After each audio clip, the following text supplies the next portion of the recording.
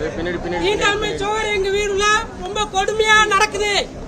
குழந்தைகளுக்கு பள்ளி கல்வி பாதிக்கப்படுது.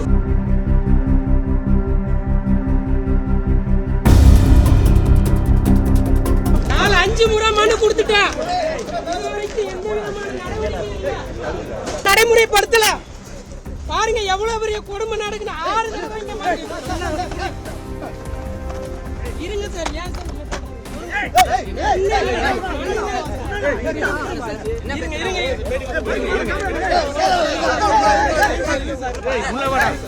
சார் ஏற்கனவே கொடுத்துருக்கேன் சார்.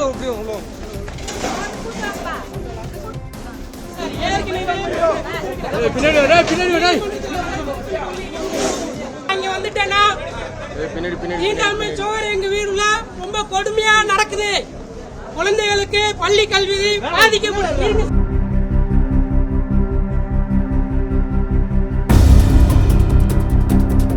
4-5 முறை மனு கொடுத்துட்டேன். நடைமுறைப்படுத்தல. பாருங்க எவ்வளவு பெரிய கொடுமை நடக்குது. 6 தடவை இருங்க சார். ஏன்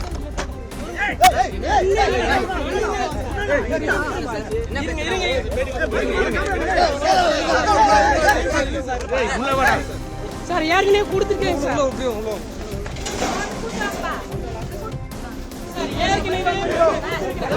ஏற்கனவே